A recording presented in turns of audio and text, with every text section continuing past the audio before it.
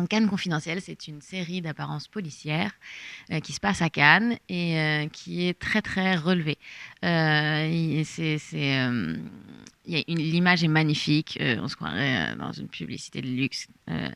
Il y a une ambiance extrêmement fun, festive, colorée. Et en même temps, bien sûr, on découvre aussi les bas-fonds de Cannes. Donc il y a vraiment un jeu clair-obscur tout le temps. Et ce qui se retrouve dans les personnages et dans leurs relations. C'est-à-dire que c'est des personnages qui sont très riches, qui sont très... encore une fois, mélangés sur leur masculin-féminin, qui sont très complets.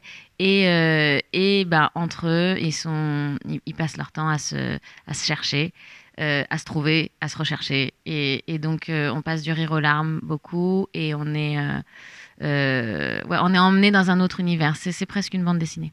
Mon personnage, c'est un homme international de mystère, quoi. Et il a subi un accident de route et il croise le personnage de Camille Delmas. Je crois pas, je crois pas. Et puis il se trouve, elle le croise à chaque pas qu'elle fait dans son enquête. Il est là, il se présente, il est partout à Cannes. Et il représente le côté très aisé, international, le côté riche qui se trouve dans le Côte d'Azur de plus en plus.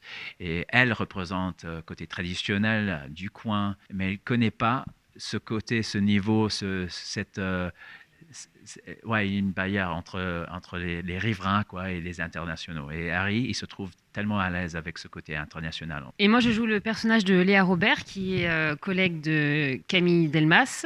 Camille étant ma supérieure, expatriée de Paris depuis quelques années. On rencontre deux femmes assez complices, avec beaucoup d'affection, avec beaucoup de tendresse. On sent qu'elles travaillent ensemble depuis plusieurs années, à enquêter sur des enquêtes qui sont différentes à chaque épisode, avec leur lot de quotidien et en même temps leur lot de surprises, et à travers lesquelles on va découvrir Cannes et ses environs, et jusqu'à l'arrivée effectivement de Harry, joué par Jamie, qui va un peu perturber son idylle entre guillemets avec Camille, et elle voit en lui un espèce d'homme caméléon dont elle se méfie et intensément, énormément, et envers qui elle n'a aucune attente ou aucun besoin, contrairement à Camille Delmas.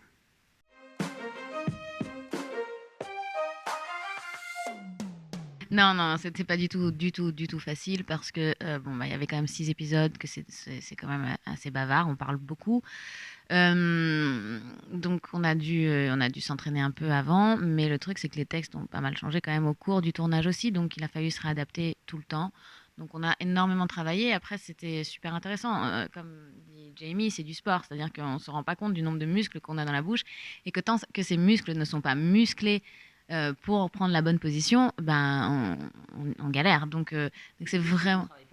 Ouais, il y a des muscles qu'on ne travaille pas du tout en français, donc c'est vraiment une gymnastique, une routine. C'est beaucoup, beaucoup de travail, mais c'est super intéressant. Et quand on sort de là, on a l'impression d'avoir gagné beaucoup d'expérience et de pouvoir, que ça ouvre d'autres horizons. Donc moi j'ai adoré, et en plus jouer en anglais, on joue pas tout à fait pareil qu'en français, et donc c'est très intéressant ça enrichit beaucoup notre métier, moi je trouve.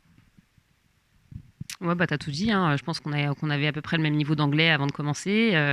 Il y a eu beaucoup de préparation avant, ça a été vertigineux. Ça a été un projet assez vertigineux pour toutes les deux, parce que à regarder et à lire les premiers scénarios, déjà il y a des choses qui nous échappent, des subtilités, parfois des traductions. On a eu la chance d'être coaché par Pierre-Édouard Belanca, qui est passé à travers tous les scénarios, qui nous a identifié chaque subtilité de blague, de sérieux, les sous-entendus, tout ce qu'on peut avoir en français qu'on n'a pas quand on n'est pas natif, et en anglais. Et donc du coup il a fallu les avoir, se les intégrer, se les approprier, et ça a été un travail au quotidien, tous les jours. Une fois qu'on finissait une journée de tournage, on rentrait chez nous, on avait des heures de coaching avec Pierre-Édouard, où on se les remettait en bouche, etc. Donc ouais, ça a été très intense de ce côté-là. Ouais, j'aurais aimé ressortir de la fluente, mais c'est pas le cas.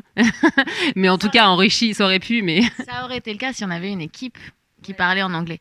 C'est-à-dire qu'on n'était pas obligé d'avoir que des natifs anglais dans l'équipe, mais ça aurait été bien. Enfin, Moi, c'est ce que je dis. Pour une saison 2, ce serait chouette qu'on parle en anglais comme ça. Vraiment, on est dans le bain tout le temps bah ouais. Et donc, on s'entraîne même hors plateau. Et ça aurait été chouette. Et c'est à quelqu'un qui a tourné dans une langue étrangère à vous dire tous les deux, vous avez fait un défi extraordinaire. Et je connais le travail. Je suis de grand admirateur de l'effort qu'ils ont fait. Et Pierre-Édouard aussi, qui était vraiment... Il m'a soutenu aussi, puisqu'il fallait des fois... puisque les scénarios, ils changeaient tout le temps.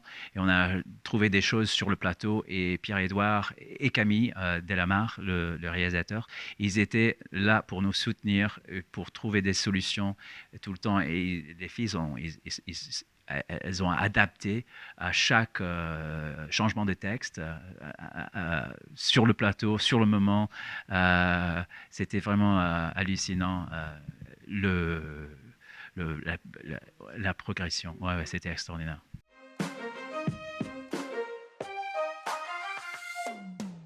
Très, très vite, tout à fait. C'est ça ce qui m'a attiré au projet. C'est les références aux séries classiques, Amicalement Vôtre, Au clair de lune, L'arme fatale. Et l'autre, c'est ce film de Cary Grant de Hitchcock, To Catch a Thief en anglais. Alors, ces références-là sont vraiment mythiques pour moi. Moi, j'ai grandi dans les années 80 et c'était ces séries Miami Vice en plus. Et de faire un truc comme ça en France, à Cannes, et c'était vraiment, c'est ça qui était l'ingrédient qui m'a intégré. Ouais, moi, je me suis... avec Pierre-Édouard, on a vraiment travaillé sur L'arme fatale directement. Et donc, on a fait plein de réfs. Et on s'est... voilà, enfin... On s'est vraiment bien marré et le soir, je rentrais, je regardais L'arme fatale. Ouais, c'est ça. Non, c'est vrai. Ouais. Non, c'était vraiment cool et en effet, moi, je dois dire que je suis un peu nostalgique de cette époque des années 80-90 où même si on parlait de choses profondes, on n'hésitait pas à sortir un petit peu de la réalité quotidienne et à apporter un petit peu plus de surbrillance, de glamour parfois ou de rugosité. Mais je veux dire, il y a plus de contraste dans cette période-là au niveau fiction, je trouve. Et j'aimais beaucoup ça. Et donc, ça m'a vraiment séduit de retrouver ce côté-là un peu. Ouais, non, pour terminer, je veux dire effectivement que c'était hyper exotique de pouvoir jouer des flics pour Lucie et moi dans ces conditions-là, déjà ce cadre-là, dans ces costumes-là aussi, avec ces caractères-là aussi, où on pouvait se permettre beaucoup de choses finalement. Et c'était hyper intéressant.